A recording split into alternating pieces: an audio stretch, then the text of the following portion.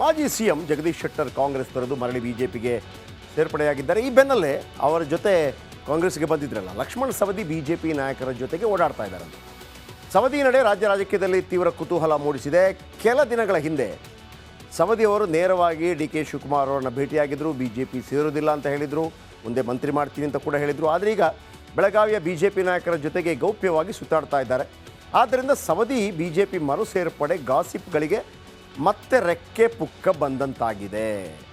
ನೋಡಿ ಅವ್ರು ಯಾರ ಜೊತೆ ಇದ್ದಾರೆ, ಉಮೇಶ್ ಕತ್ತಿ ಅವರ ಸಹೋದರ ರಮೇಶ್ ಕತ್ತಿ, ಆ ನಂತರ DCC ಬ್ಯಾಂಕ್ ವಿಚಾರಕ್ಕೆ ಸಂಬಂಧಪಟ್ಟ ಹಾಗೆ ಅನೇಕ ಬಿಜೆಪಿ ನಾಯಕರು ಎಲ್ಲ ಫ್ರೆಂಡ್ಸ್ಗಳೇ ಈ ಸಂದರ್ಭದಲ್ಲಿ ವಾಪಸ್ ಬನ್ನಿ ಅಂತ ಹೇಳಿದಾರಂತೆ. ಅಣ್ಣಾ ಸಾಹೇಬ್ ಜೊಲ್ಲೆ, ಚಿಕ್ಕೋಡಿಯ MP ಅಣ್ಣಾ ಸಾಹೇಬ್ ಜೊಲ್ಲೆ, ಶಶಿಕಲಾ ಜೊಲ್ಲೆ ಅವರ ಪತಿ, ಇದರ ಬಗ್ಗೆ ಒಂದು ಮಾತನ್ನು ಹೇಳಿದ್ದಾರೆ.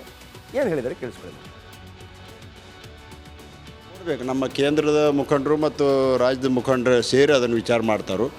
ಅದಕ್ಕೇನು ನಾವು ಬರಲಿ ಅಂತ ಅಂದ್ಕೊಳ್ತೀವೋ ಅದರ ಇನ್ನು ಅವ್ರ ಮೇಲಿನವ್ರು ಏನು ನಿರ್ಣಯ ತಗೋತಾರೆ ಅದ್ರ ಮ್ಯಾಗ ಹೋಗ್ತೀವಿ. ಇಲ್ಲ ಜವಾಬ್ದಾರಿ ಎಲ್ಲರೂ ಹೆಗಲಿಗೇನೋ ಅದು. ಯಾಕಂದರೆ ಎಲ್ಲರೂ ನಾವಿರ್ಬೋದು, ಕಡಾಡಿ ಇರ್ಬೋದು, ಮಂತೇಶ್ ಪಾಟೀಲ್ ಇರ್ಬೋದು, ದೊಡ್ಡಗೌಡ್ರು ಇರ್ಬೋದು, ರಮೇಶ್ ಕತ್ತಿ ಇರ್ಬೋದು, ಎಲ್ಲರೂ ಬೆಳಗಾವಿ ಡಿಸ್ಟ್ರಿಕ್ಟ್ರವ್ರ ಮೇಲೆ ಕೂಡ ಅದ ಮತ್ತು ಅವ್ರ ಮೇಲೆ ಕೂಡ ಅದ. ಅದನ್ನು ಕೇಂದ್ರ ಸರ್ಕಾರ ಕೇಂದ್ರ ಮುಖಂಡರು ಮತ್ತು ರಾಜ್ಯ ಮುಖಂಡರಿಗೆ ಸೇರಿ ಅದನ್ನು ಮಾಡ್ಕೊಳ್ತಾರೋ. ಅದಕ್ಕೆ ನೋಡಬೇಕು, ನಮ್ಮ ಕೇಂದ್ರದ ಲಕ್ಷ್ಮಣ್ ಸವದಿ ಈ ಬೆಳಗಾವಿಯ ಪ್ರಥಮ ಕ್ಷೇತ್ರ ಅದು ಅಥಣಿ 2018ರಲ್ಲಿ ಸೋತೋಗ್ಬಿಡ್ತಾರೆ. ಇವರು 2018ರಲ್ಲಿ ಸೋತೋಗ್ಬಿಡ್ತಾರೆ. ಸೋತು ಸಮ್ಮಿಶ್ರ ಸರ್ಕಾರ ಇಲ್ಲಿ ಬರುತ್ತೆ. ನಂತರ BJP ಸರ್ಕಾರ ಬಂದಾಗ ಇವರನ್ನು ಉಪಮುಖ್ಯಮಂತ್ರಿ ಮಾಡಿರ್ತಾರೆ. ಸೋತ ನಂತರ ಕೂಡ ಉಪಮುಖ್ಯಮಂತ್ರಿ ಮಾಡಿರ್ತಾರೆ. ಉಪಮುಖ್ಯಮಂತ್ರಿ ಮಾಡಿದ್ರು. 2023 ಚುನಾವಣೆಯಲ್ಲಿ ಇವರಿಗೆ ಟಿಕೆಟ್ ಕೊಡೋದಿಲ್ಲ. ಕಾರಣ ರಮೇಶ್ ಜಾರಕಿಹೊಳಿ ತಮ್ಮ ಕ್ಯಾಂಡಿಡೇಟ್ ಅಲ್ಲಿ ಹಾಕಿರ್ತಾರೆ. ಇವರಿಗೆ ಟಿಕೆಟ್ ಸಿಕ್ಕಿಲ್ಲ ಅಂತೇಳಿ ಬಹಳ ಬೇಸರಗೊಂಡು ಕಾಂಗ್ರೆಸ್ಗೆ ಬಂದುಬಿಡ್ತಾರೆ ಅವರು. ಆಮೇಲೆ ಲಕ್ಷ್ಮಣ ಸವದಿಗಿರೋ ಶಕ್ತಿ ಏನಪ್ಪ ಅಂತಂದರೆ ಏಕಾಂಗಿಯಾಗಿ, ಆಮೇಲೆ ಅವರು BJPಯಿಂದ ಗೆಲ್ಲಬೇಕು ಅಂತೇನಿಲ್ಲ, ಇಂಡಿಪೆಂಡೆಂಟ್ ಆಗಿ ನಿಂತರೂ ಗೆಲ್ಲುವಂಥ ಶಕ್ತಿ ಇದೆ ಅವರಿಗೆ. ಅದು ಯಾಕೆಂದರೆ ನಾನು ಅಥಣಿ ತುಂಬ ಓಡಾಡಿದ್ದೀನಿ ಆ ಭಾಗದಲ್ಲಿ.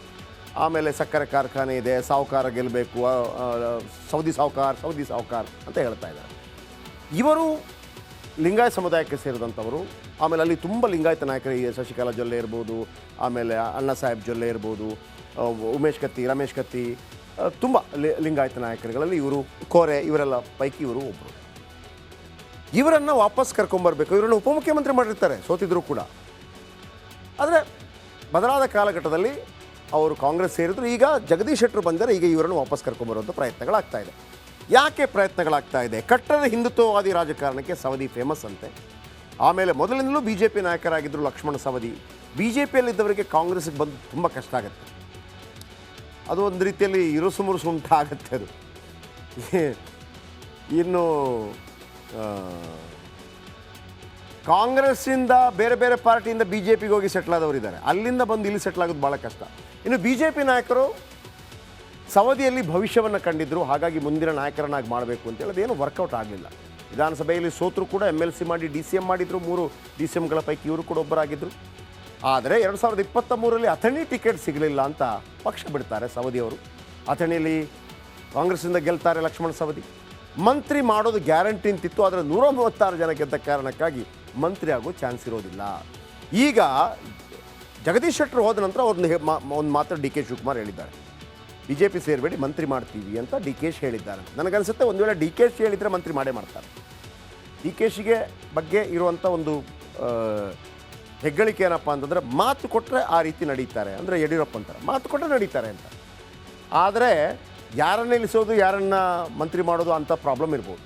ಮತ್ತು ಅಲ್ಲಿ ಶೀಘ್ರ ಬೆಳಗಾವಿಯ DCC ಬ್ಯಾಂಕ್ ಪದಾಧಿಕಾರಿ ಚುನಾವಣೆ ನಡೆಯುತ್ತೆ. ಅದೇ ಕಾರಣಕ್ಕೆ BJPಯಲ್ಲಿರುವ ಸ್ನೇಹಿತರ ಜೊತೆ ಚರ್ಚೆ ಮಾಡಿದ್ರು ಅಂತೇಳಿ ಮತ್ತೊಬ್ಬರು ಹೇಳ್ತಾ ಇದ್ದಾರೆ. ಸಂಸದ ಅಣ್ಣಾ ಸಾಹೇಬ್ ಜೊಲ್ಲೆ, ರಮೇಶ್ ಕತ್ತಿ ಜೊತೆ ಚರ್ಚೆ ಆಗಿದೆ.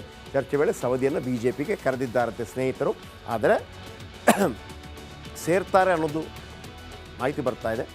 ಬಟ್ ಲಕ್ಷ್ಮಣ ಸವದಿ ಹೇಳಿಕೆಗೆ ಬದ್ಧರಾಗಿರಬಹುದು ಅನ್ನೋದು BJP ಕಾಂಗ್ರೆಸ್ ವಲಯದ ನಂಬಿಕೆ.